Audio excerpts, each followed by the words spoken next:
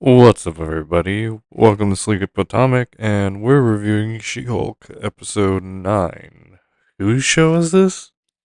This episode brings you in almost fatally intimately to She-Hulk's world and then leads you out to pretty much like the basis of everything on it. I would say like the real world. It leads us out into the real world, but it kind of sounds like a little harsh in certain aspects. It gets you ready for a big change, and then it has you just kind of like instead just to keep on like rolling on with She-Hulk instead of it just like climaxing and like flattening out like at the peak of the climax if it was like a graph.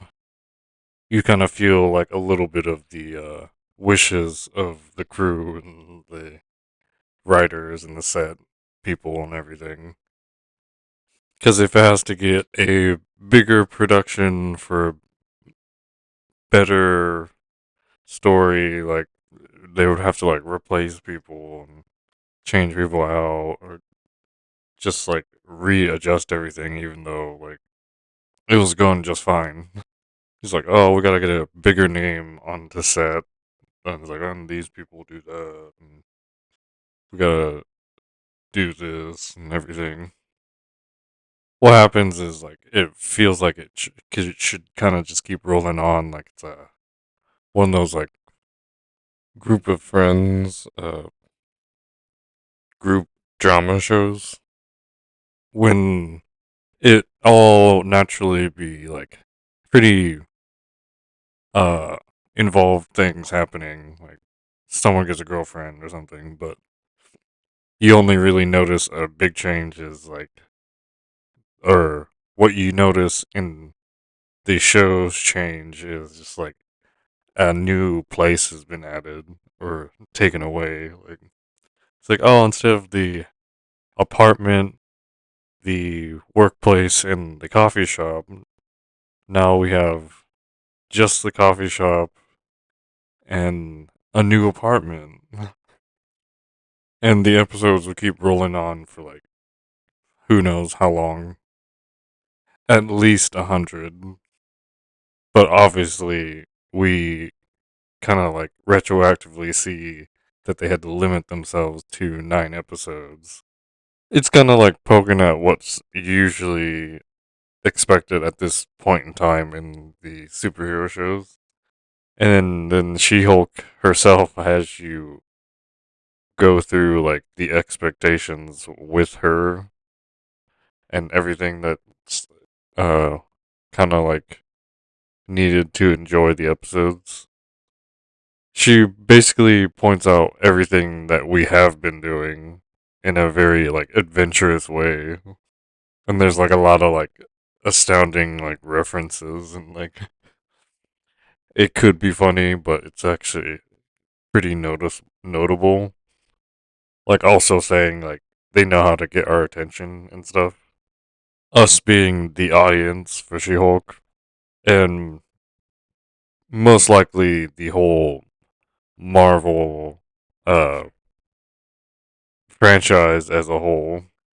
And then everything wraps up like movie in like a wrap up montage at the end of the episode. As complicated as it seemed, it's pretty straightforward. Originally, it kind of looks like as She Hulk breaks the fourth wall and pretty much pops up through the screen to go into Marvel Assembled, the documentary show about all the Marvel stuff. Because I assume like that's where all the script writers would be in, like the little campus they have, as we're shown. Looks like she's like trying to edit and change the whole thing, but it's only like mildly adjusted. Like she wants abomination not I mean she just pretty much doesn't want all that CGI and like while she's like talking to the boss, which makes you think it's Kevin Feige, but it's Kevin this like camera drone like supercomputer thing.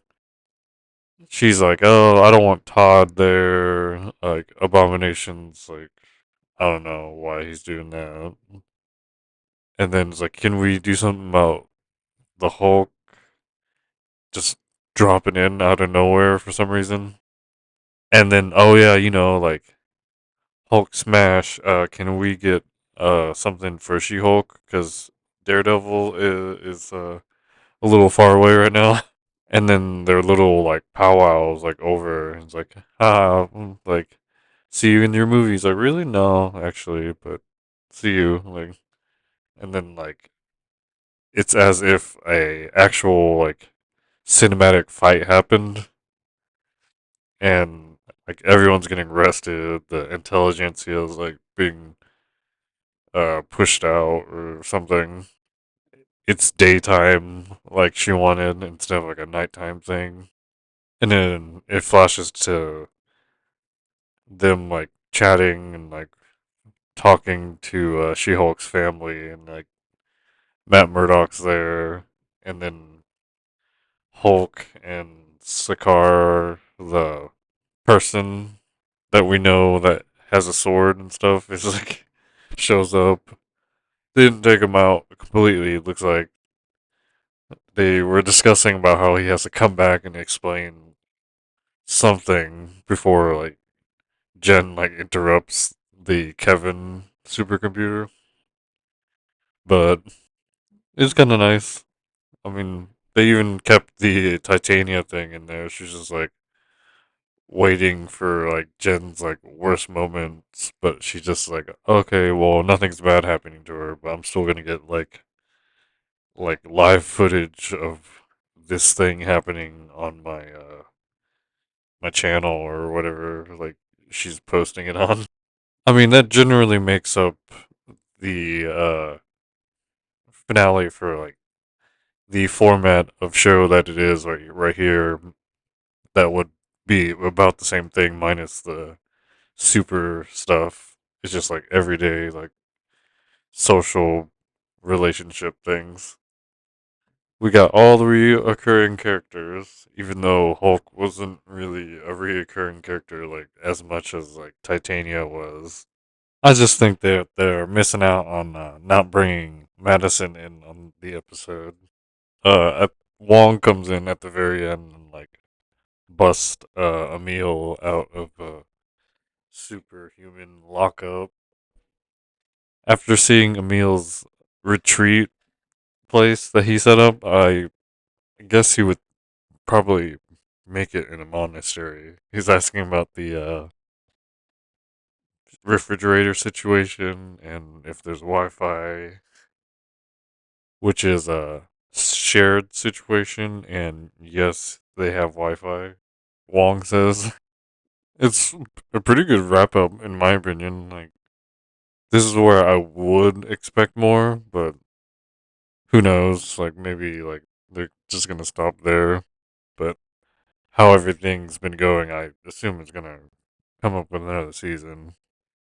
I only say that just in case if they're like doing the opposite, which is predictable enough at least. But there's definitely like a lot of effort in this episode. There's the Kevin thing that I'm sure they're probably not even gonna use again, or KEVIN.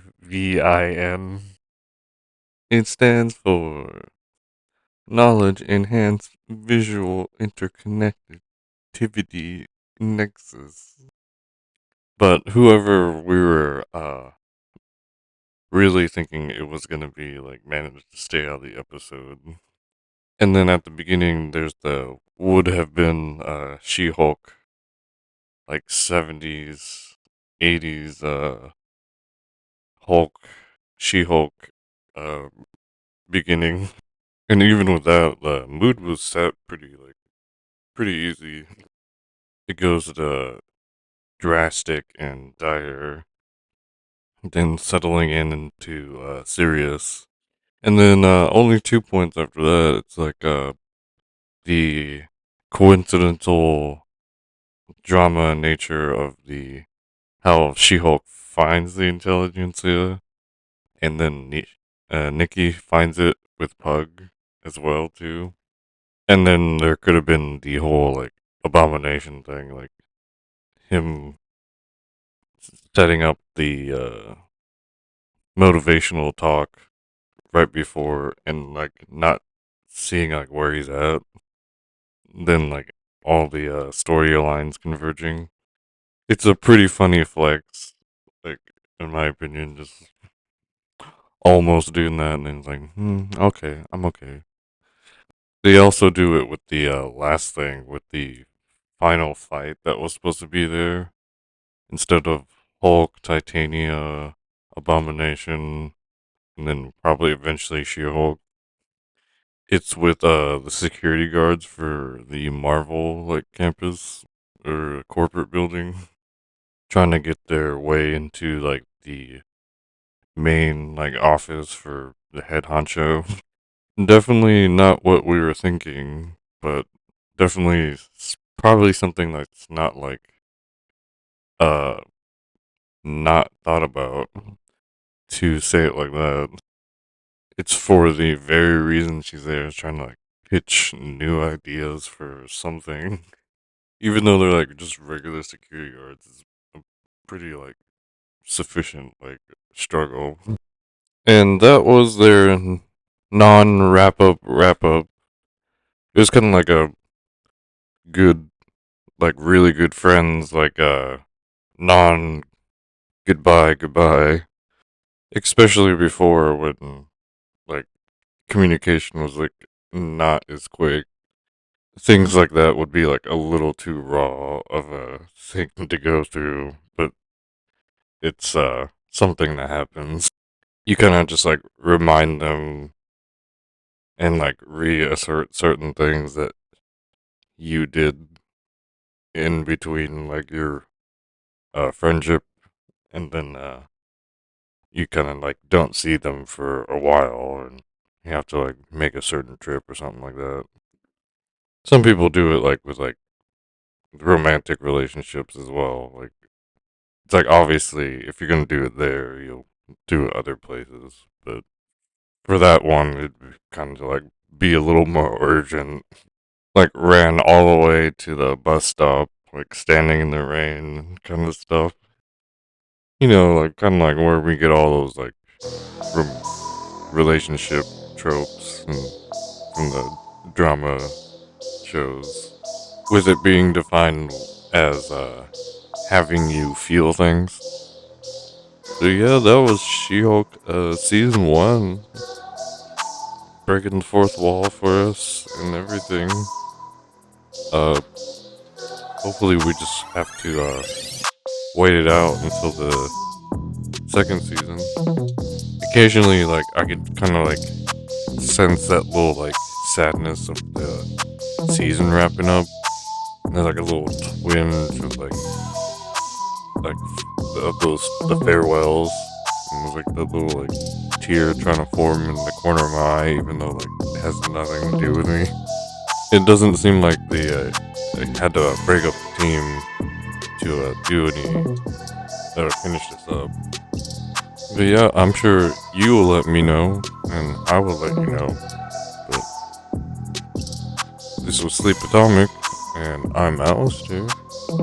And if no one's told you yet, you look good. And it shows.